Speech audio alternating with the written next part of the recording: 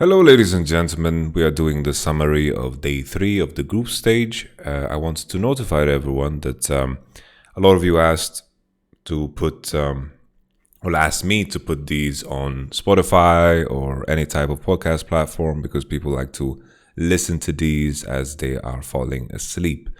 And of course, I'm removing any of the ads that are in the middle of the video because I understand that they are really, really annoying. It is just weird with YouTube that if you pre-upload it and you write all the information in, you're not allowed to change the ads unless the video is completely processed. And I can't, sometimes I can't wait. Sometimes I have to post it and sometimes I have to walk away and sometimes no, it's really silly. After the video is done and processed, then I can remove ads and then, we can all breathe easy. The logo that is on your screen is the logo of the album cover of the podcast, which I'm very happy about. Atan, of course, painted it, the voice of Yamato. No more YamatoCannon experience. I think, we'll be fine with this one. I think it's a very beautiful album cover. I'm just going to make it bigger. Look at that, man. I look like Doctor Strange. Only he can make me look that good. Anyhow, the voice of Yamato is the name I chose. Just simple, clear cut, and that's it. It's going to be on Apple Podcast, hopefully, if it's allowed.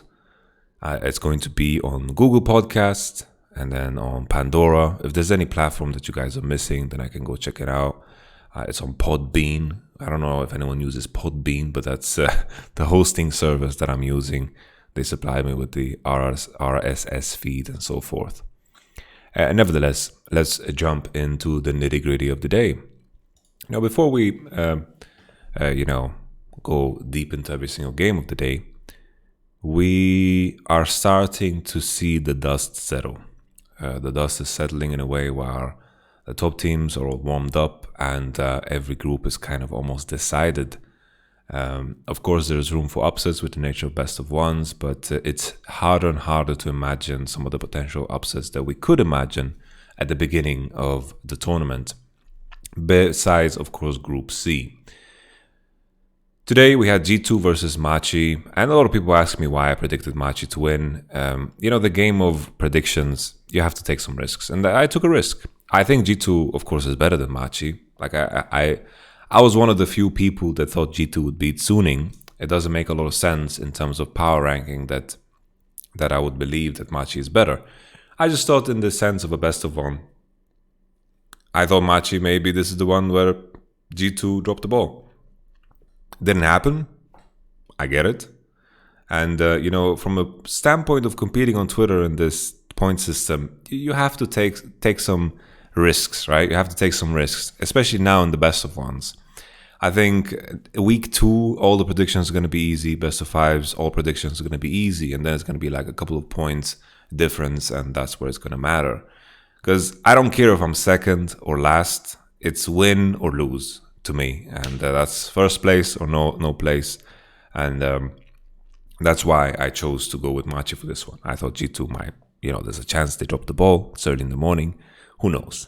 At the same time, I made the predictions very late at night. And for those who have listened to me in this channel, who have followed the content and my analysis, know that I think that G2 is better than Machi Esports. So just a small explanation for those that raise their eyebrows. Machi Esports was G2. We had the Shem ban, Ornn ban. That was a good ban, I think, against Machi. They looked very good. I think PK looks like the strongest player on Machi. This was a sloppy game, but I never felt like this game would be hard based off of the draft that G2 had and Machi had. I think the Shem ban is pretty hilarious to do for G2. I think the Shem ban, I think the Ornn ban was planned regardless if the Shem ban came in or not. TF, of course, caps, and then Lucian is a bit of a European special that usually we see on red side, but they banned it on blue this time. There wasn't a lot of Lucian action in the PCS, I imagine, but that's just a guess. Graves first pick, and this was the big question mark. You're taking Graves away from Jankos. Did you see how Jankos performed, brother? And then Ash, Nidley, two very, very high tier picks in terms of blind picks. You can go in many directions with these, and this was of course the big question, G2 with Nidalee, how is it going to look like? Key thing here is, if you pick Graves, picking Camille becomes awkward.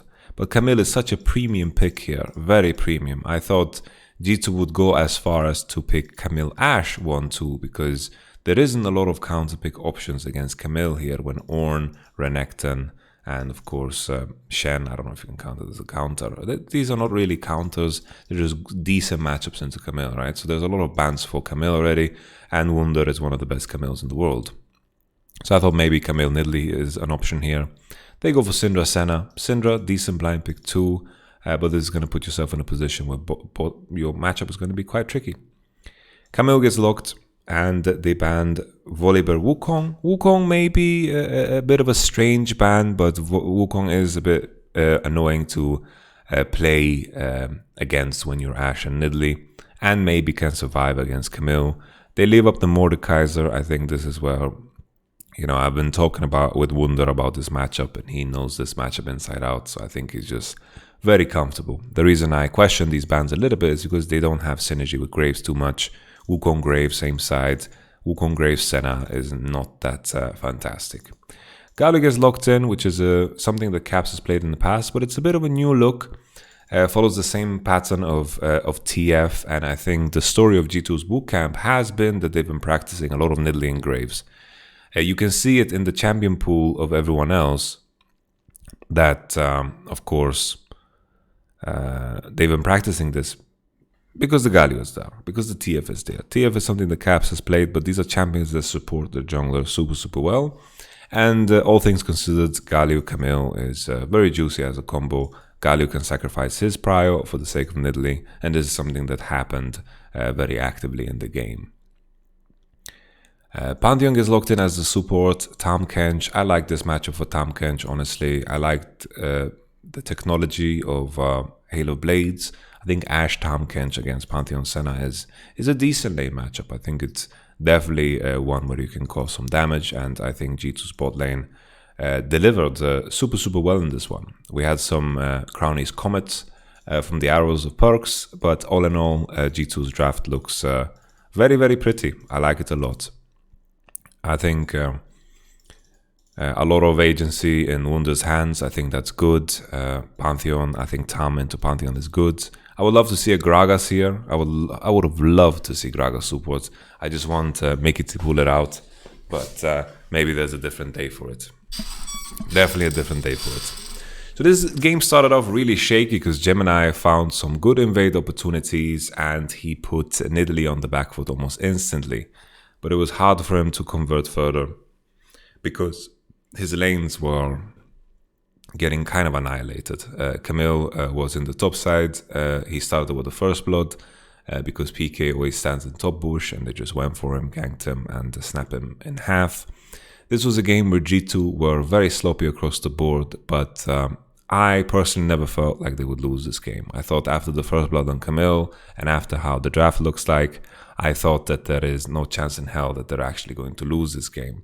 I think Machi X Esports went outside of what I would imagine them to play. Usually I see them working with compositions where time is their friend.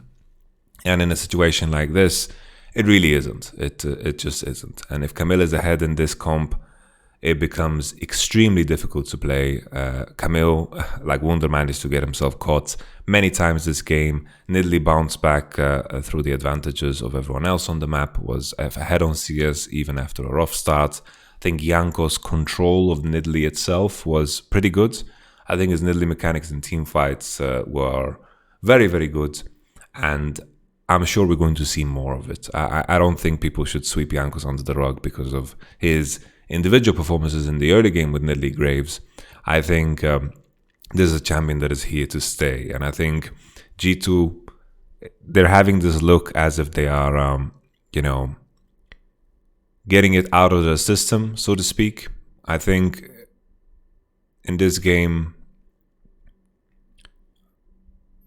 just to summarize it short, honestly, just G2 were in control, but it was very messy. I think Wunder died way too many times. They had fights where, like, second time in a row now, they had the the Nasher, and they kind of ran it down. And Mashi X, they just got a fight. They just want to fight when they're not supposed to, and they kind of kept in the game because Mordekai's E's were landing and G2 were overextending quite a bit.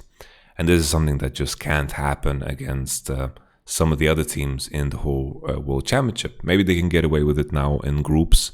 And looking in contrast to some of the other groups, I think this is one that has some of the lower level of play. Like G2 being the front runner, if we think about the front runners in the other groups, like Gen.G or Top Esports or Damwon, these front runners look very, very scary, and it is going to be very important for G2 to nail that first seed in the group, because coming out of this second seed, you're going to have to fight one of these three teams in a best of 5, and that is super, super tough. I think if we compare the play of Group A and Group C in general, I think it's of similar level, but Gen.G as the front runner looks a little bit better. We continue on to the next game. We have to pay attention to G2 and how they progress. I think the Suning G2 matchup is what is going to decide everything. I'm going to make sure that this is showing on stream. Team Liquid Suning. So this was a very one-sided affair. This was annihilation. This was Suning. You know, Suning as a team are incredibly strong 15 to 20 minutes if they're allowed to do what they want to do. They're very good at playing with prio, and things that are supposed to happen in a vacuum happen very often when it comes to Suning. This game, Suning in draft removed Ornn, removed the Shen. They told Roxa, pick your graves, we don't give a damn. I don't understand not removing Nidalee if you don't play it. So FM has played a lot of Nidalee. I think every team that doesn't play Nidalee needs to ban Nidalee. Syndra first pick was really question mark ping. Tusafei was out because Suning after the first day they didn't want to play it. Nidalee Galio gets locked in straight up. I don't understand Syndra first pick. It was really strange to me. I thought you go for the first pick jungle here and then you wait. Syndra gets locked. Nidalee Galio as a response. Galio synergizes well with Nidalee because you can give up your lane for the sake of Nidalee and you can fight for prio and you can say Nidalee, take a couple of CS. I don't give a damn. I'm Galio. And then Twitch Rakan gets locked in. So I don't know who Team Liquid was scrimming against, but having the confidence to lock in Twitch Rakan like this it's bold. It's bold, very bold. Because even if this was a Draven or if it was a Caitlyn, everything could have ended very similarly. And then, you know, Draven into Twitch Rakan, he can almost 1v2 red lane. There are no super bans that are going to make this easy for you. Draven can cancel Rakani, and Draven, you know, Twitch, that speaks for itself. So right off the bat, you have a strong 2v2 mid, and you haven't picked your jungler yet on Team Liquid's side, so Graves is going to get banned 100%, and then Brox's champion pool just doesn't exist. You know, it's kind of silly. Like, he goes for Lee here.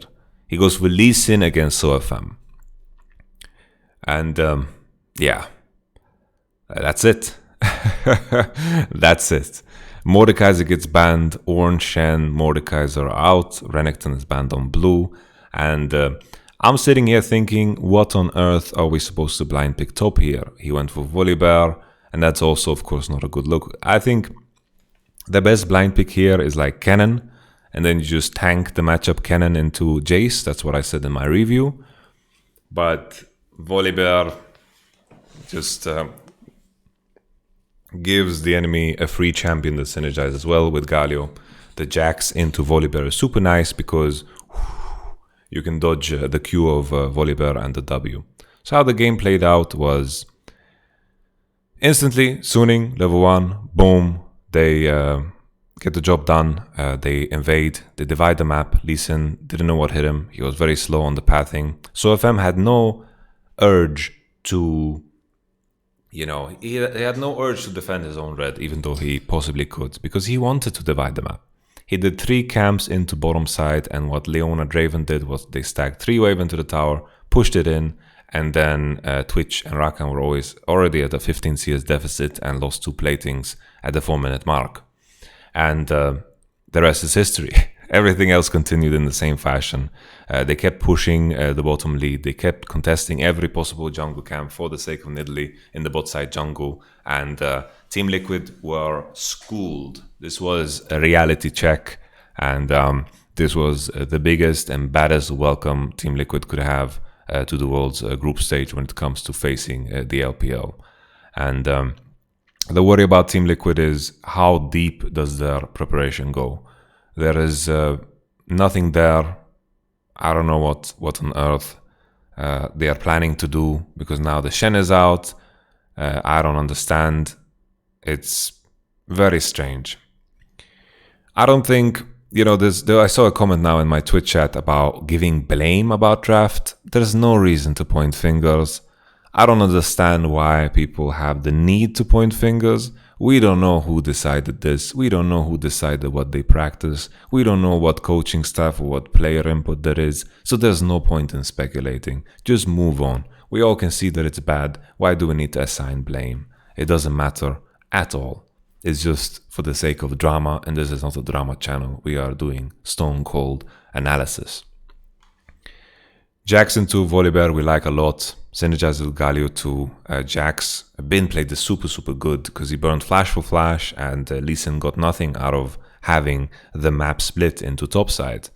This is super interesting. The game plan was really clear cut for Suning, and when they saw the Twitch Rakan, they did everything in their power to annihilate them. And I shared this anecdote with everyone on the review of this game that 2018, when we practiced against the Chinese teams and played against the Chinese teams, the layers of how much they do when it comes to defending bot and destroying bot is really good. So I'm just going to answer this one more thing in chat and then move on. Yamato, if you let your players pick whatever they want and in draft, aren't you responsible since you had the final say? How can you say you heavily disagree? We don't know how systems within teams work. We blame teams because it's a team decision in the end. I think blaming coach for draft is such a meme because we don't know what is going on in teams. I can tell you what I do in my teams. In my teams, I have the final say. And then depending on the player, I trust their input and value their input, because some players are not good at choosing what they're supposed to play. Some players are good at choosing what they play. So it's something that is very dynamic and differs from player to player. So I don't want you to misconstrue my words. So back to this. I'm trying to remember where I left off. Anyway, Annihilation, Team Liquid, they need to find depth. There's no depth here at all. Twitch Rakan is something that you can't blind pick. They got away with it in play-ins. And it just doesn't work. And Roxa Champion Pool exposed. Team Liquid now with the top bands as well, a bit exposed. Syndra blind pick. I don't know how much they can solve. I just feel like Machi X is a very similar team to Team Liquid, but I feel like they can play more champions. And that's such a key thing, playing more champions.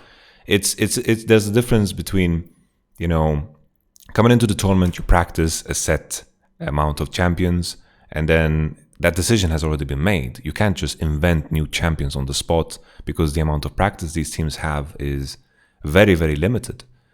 So coming into the last day, Team Liquid versus G2, obviously I favor G2 because G2 love destroying teams that are so predictable.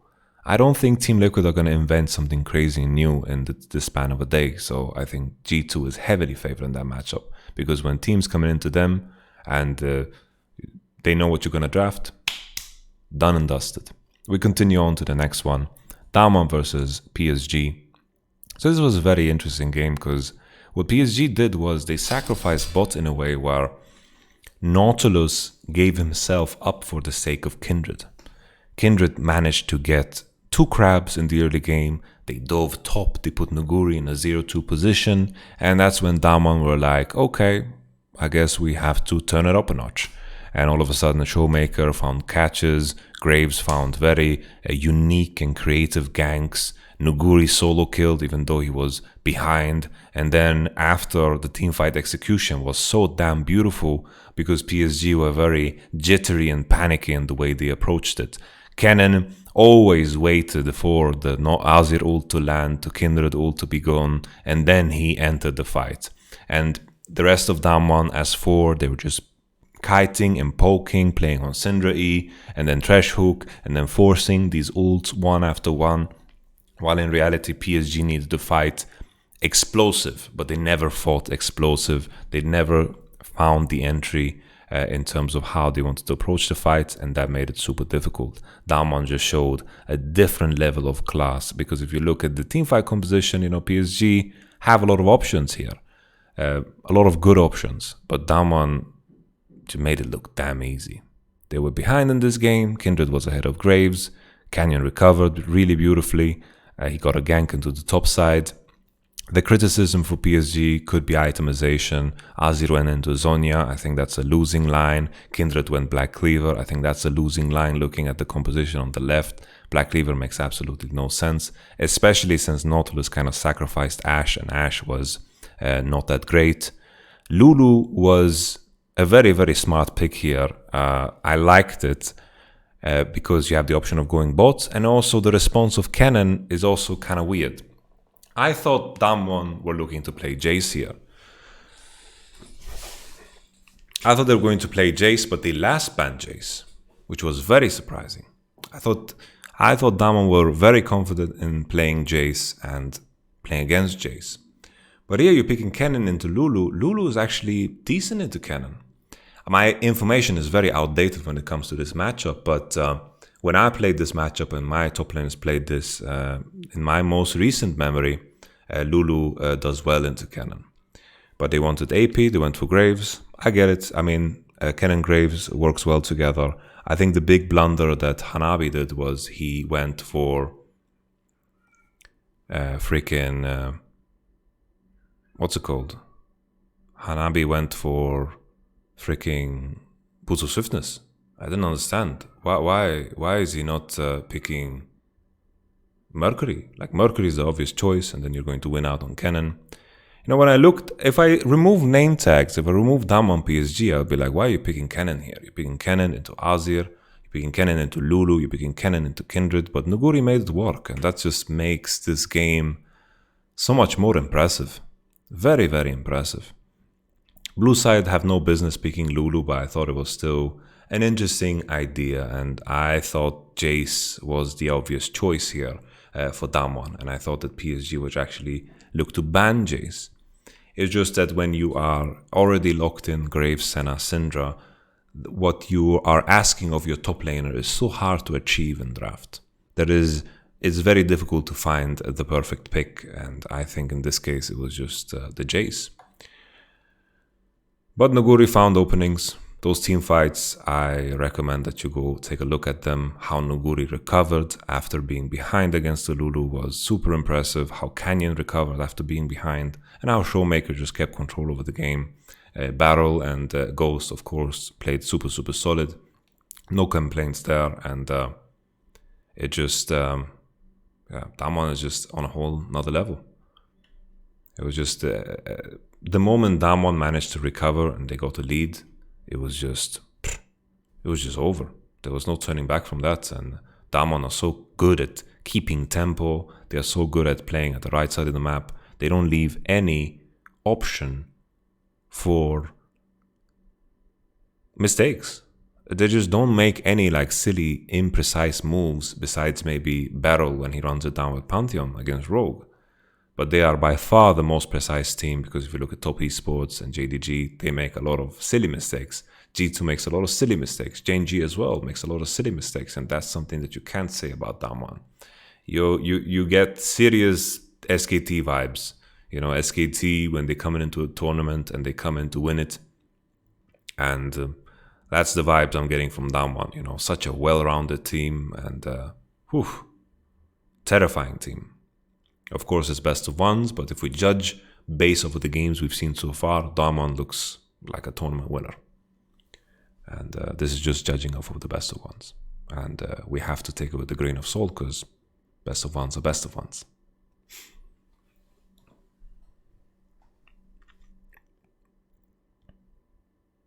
Next in line is JGG versus Rogue, and the surprising aspect was Renekton first pick, they have to take Nidalee away, they went for the Volibear. So Volibear Finn, question mark ping. I thought we all agreed that he is going to play champions that have good R buttons. But Rogue decided to try something different.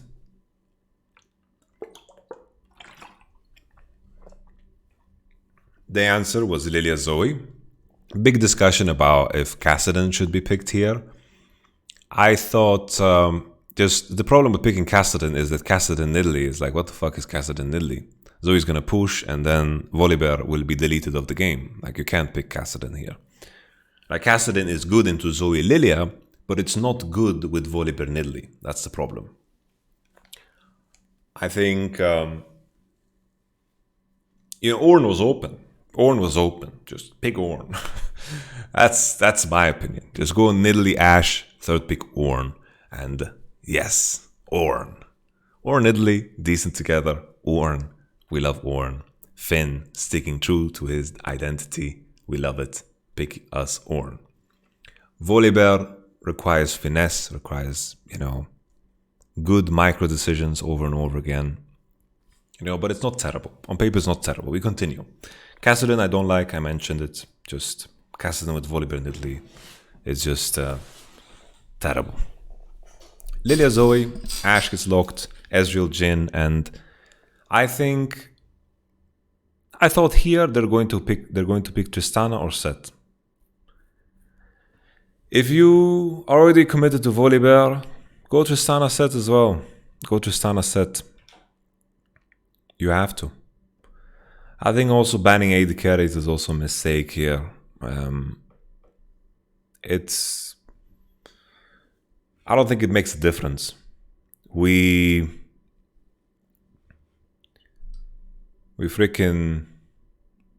ban AD carries. Loken is such a good player that no matter what he's on here, and there are choices to pick into Ashe, I don't think that it's worth it to ban these champions. Your bans should be support bans that are good into your composition. And looking at it in hindsight, Bard and Caitlyn are just the perfect champions to tie together compositions that don't have that structural integrity when it comes to team fights. You have a Bard on your team or a Rakan on your team, or always you will have options, right? It's like, I can look to catch, right? I can look to catch the Bard ultimate. Similar to G2 the other day. First three was TF, Volibear, and Graves.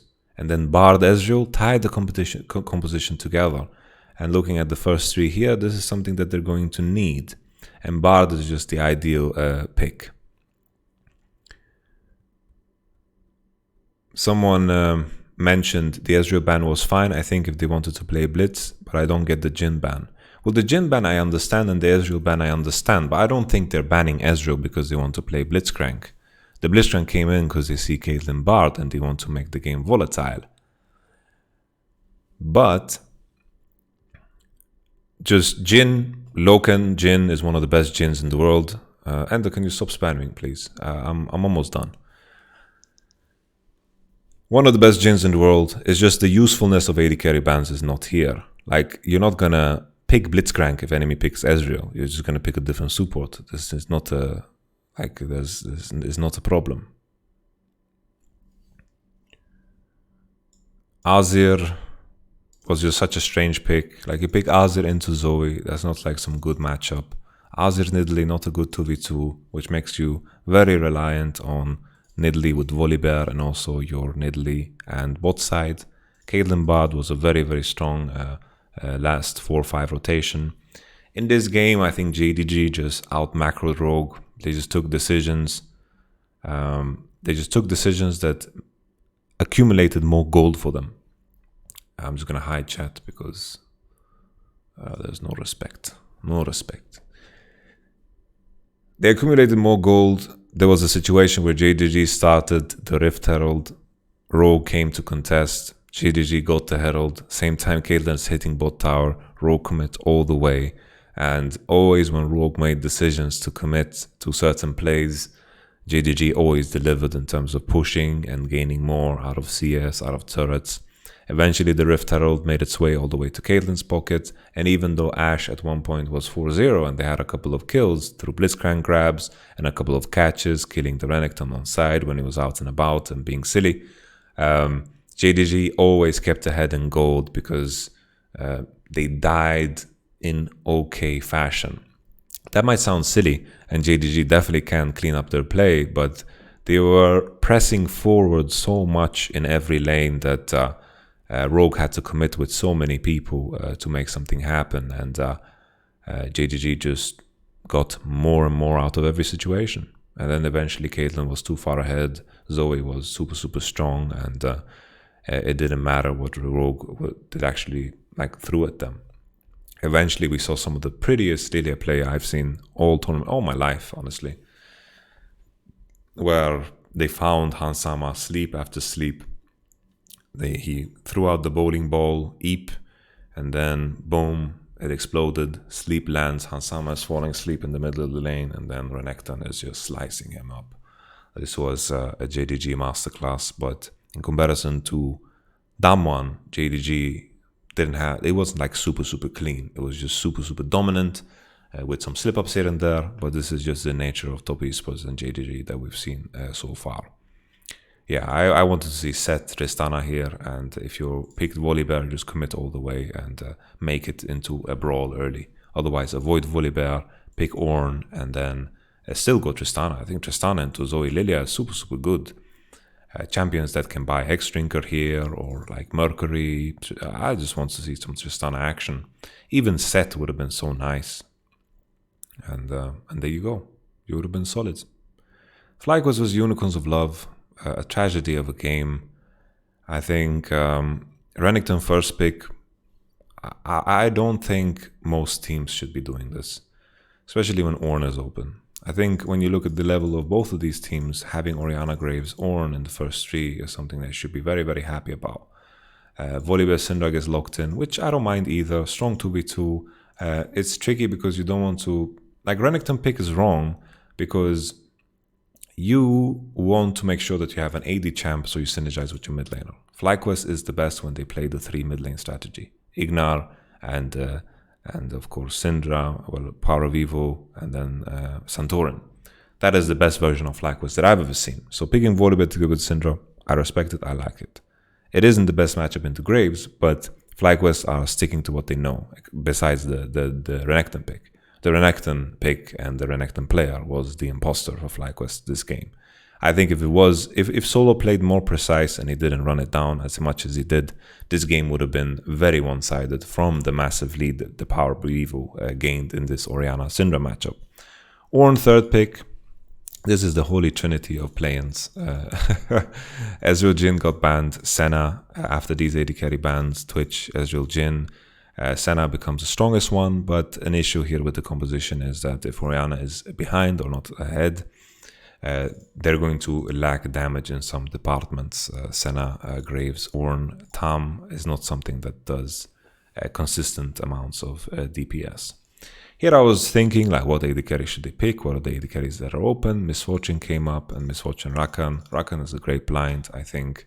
Now with Unflinching and Mercury and so much tenacity that is accessible, I think Rakan can get away in most lane matchups. And Rakan is a champion that is always going to be useful. He has a knock-up, he can play in multiple modes, he can buy any item, which is key. He can buy Mikhail's, he can go Redemption, he can go Ardent if he feels like it, he can go Zeke's Convergence, he can go Locket of Iron Solari. There's many nice options for him, so Rakan is a very flexible champion. And then the Tahm Kench last. I thought they were going to go for a Braum here, which is Braum to deny Syndra and Misfortune, which I would like. But they went for Tahm, which I really don't like because the enemy team, even though you can Tahm eat maybe Syndra ult or Tahm eat Volibear Q or Renekton W, Rakan is very happy to play against Rakan because the moment he gets more than one person in his combo, Tommy no longer is relevant. The same for Misfortune. These are AoE abilities. AoE champions are very happy to play against Tom. This game, Syndra played against Orianna. Orianna had heal, and Power of Evil destroyed them in lane. Annihilated them in lane. Complete destruction. He played super well. He outplayed No Man super hard. He had 2 corrupting potions up against 0, and he had TP advantage. And then Unicorns of Love tried everything in the power to break it, and Graves had to waste a lot of time, went into mid, and Volibear managed to get 2 crabs. This was a fantastic game position for them, and Graves was behind. Volibear was ahead, Graves was behind. Beautiful. Orianna no flash. She died once to Power of Evil. Great game condition. The only thing that can't happen is Renekton dying to Graves. And guess what happens? Renekton dies to Graves. And this extended the game. Ananastic just came up top and grabbed free food. And then this was the issue. FlyQuest had such a good bottom side. Misfortune and Rakan kept control. This is something I was impressed by. Syndra, Volibear had full control over mid lane. Volibear was in good condition. But Graves kept staying in the game by just killing the Renekton. Then eventually Santorin went to the top side. He tried to defend, and that time they defended. It was already too late. Ornn and Graves 2v2 were winning, and at that point I thought the game was over.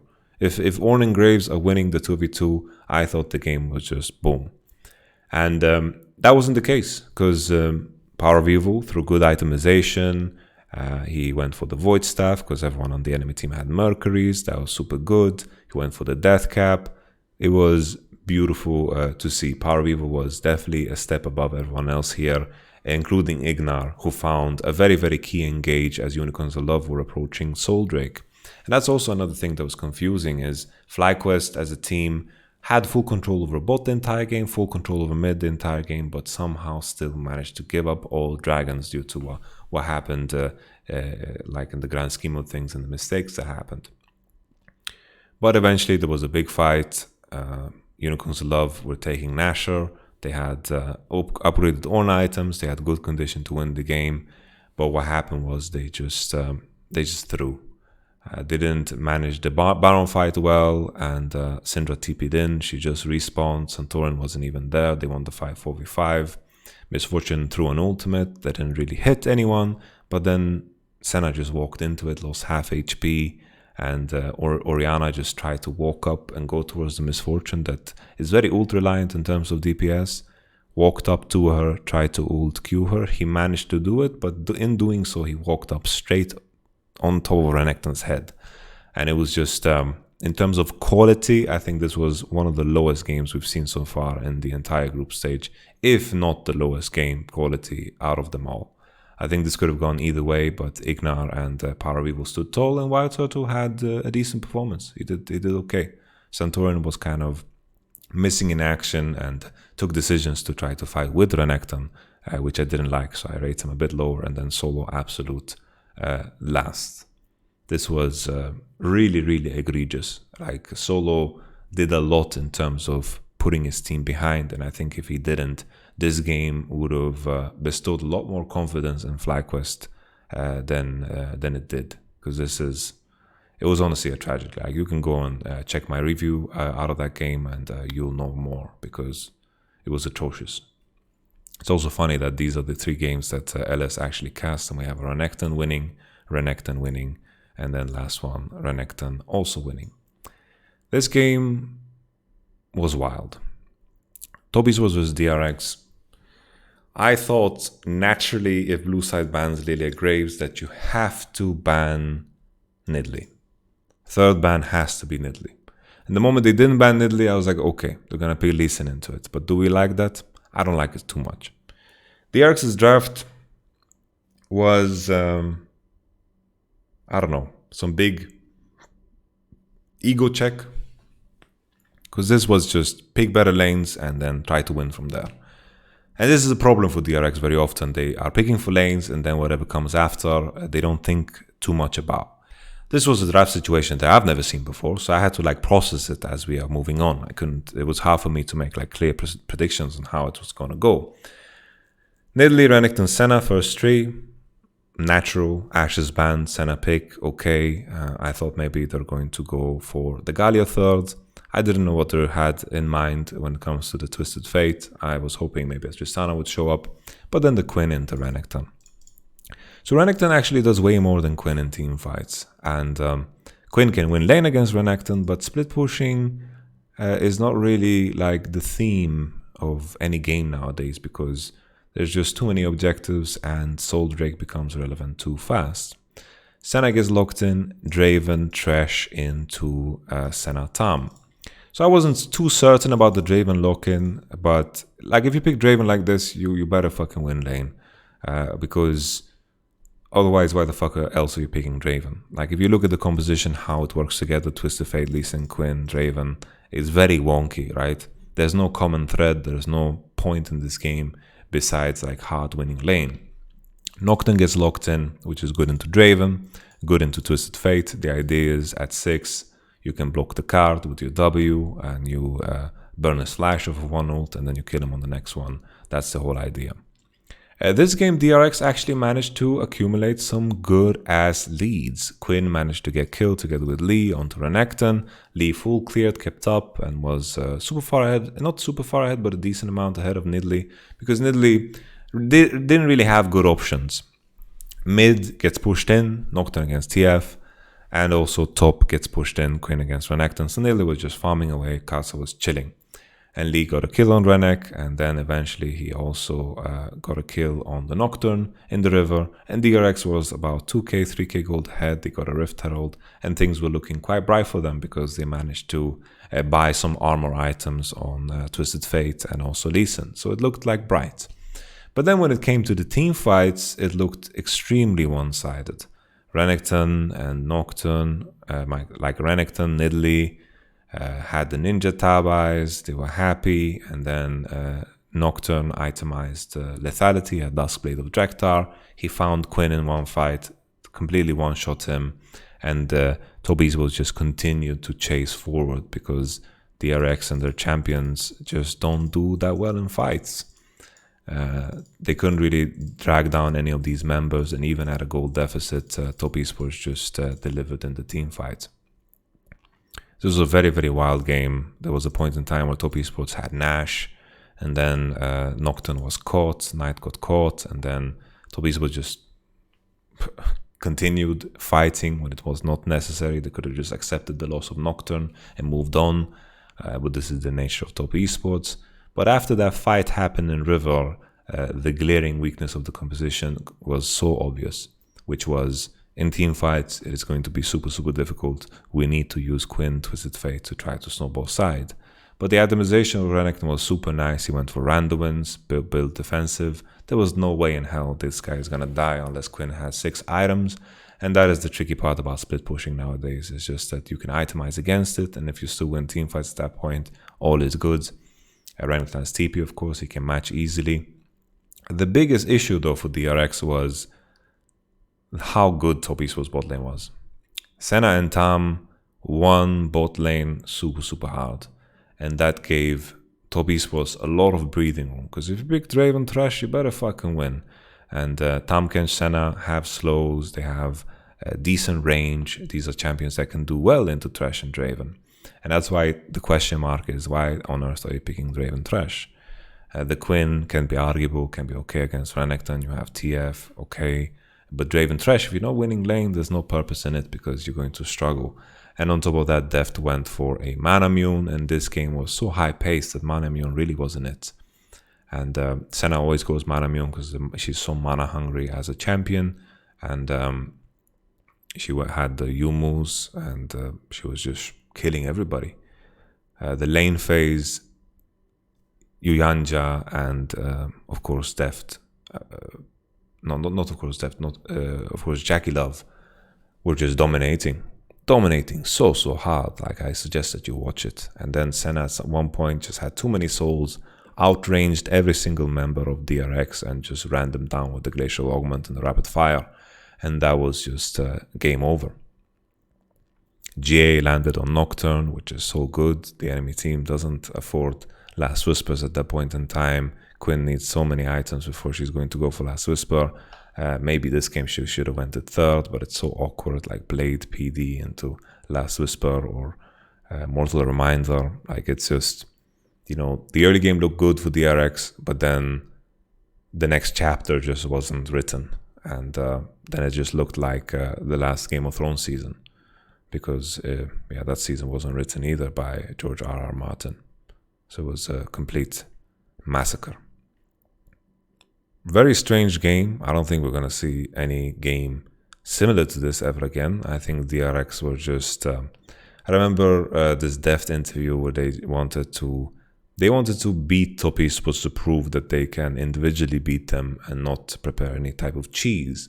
So they didn't want a preparationary victory. They wanted to pick Draven and stomp the enemy in lane. But LPL is the region that plays Draven the most out of anyone, and they are the most experienced with Draven, and I can't say the same for the LCK. Jackie Love is one of the OG Draven players, and to try to pull this stunt here is just unacceptable. The Nocturne was interesting. Knight had some moments where he looked bad. Chovy looked super good in lane. And then eventually Nocturne had a couple of items and diving the backline with the Senna ultimate and the Nidalee heals and the Renekton.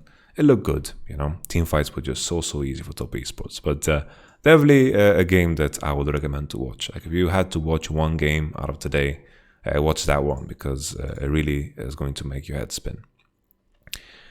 Finally, let's take a look at the rest of the games that we have coming into day 4. G2 versus Team Liquid, we touched on this lightly. I think G2 is going to win because Team Liquid, I doubt that they're going to pull anything new out of their hat.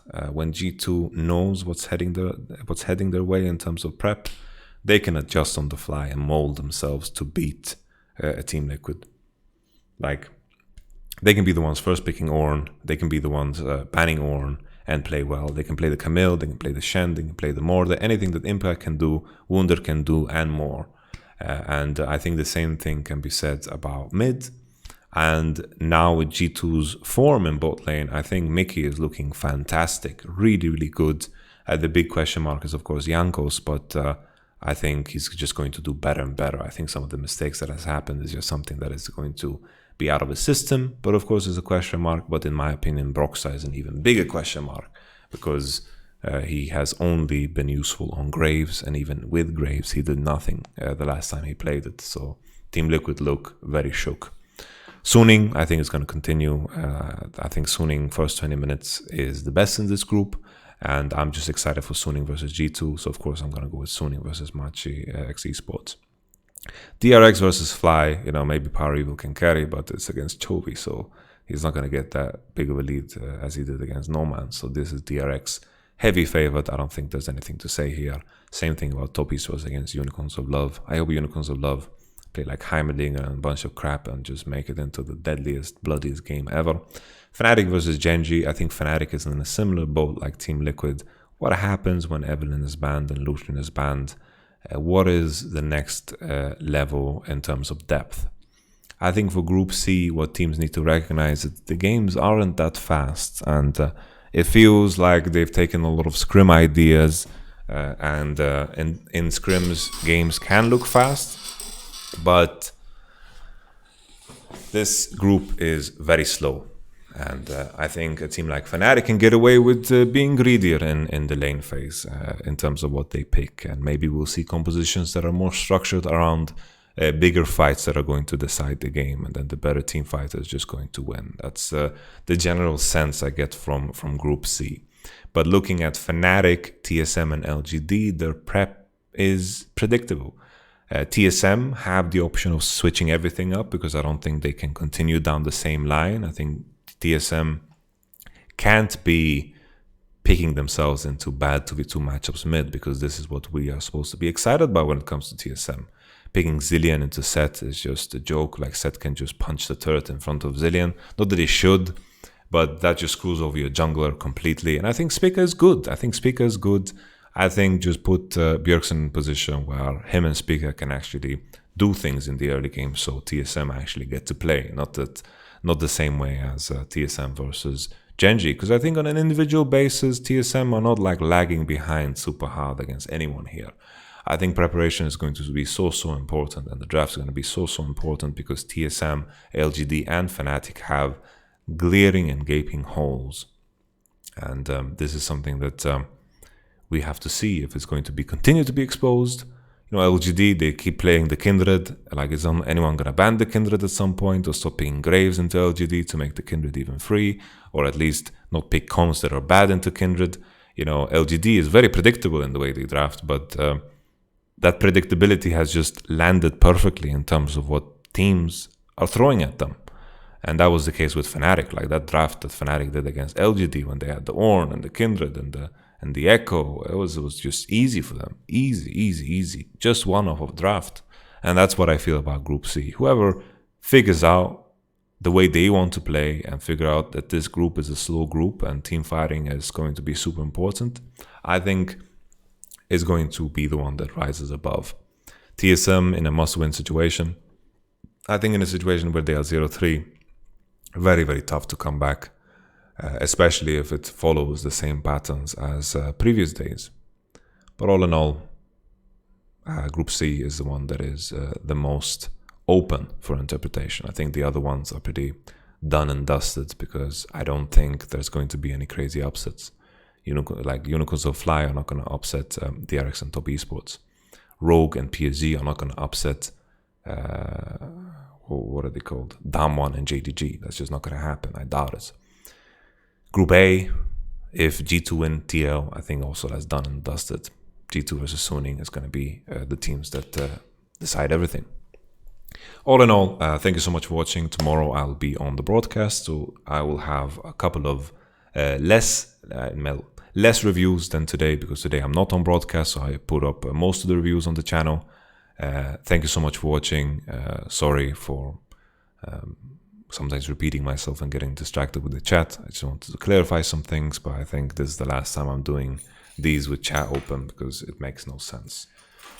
I'm talking so much and have so many thoughts in my mind that adding additional stuff to that is just not the right way. So thank you so much for watching once again. Bless you and bless your face. You can catch this on Spotify too and a bunch of other places. You just search for The Voice of Yamato. That is the name of the podcast. You can find it on Spotify for now and other platforms too. Bye.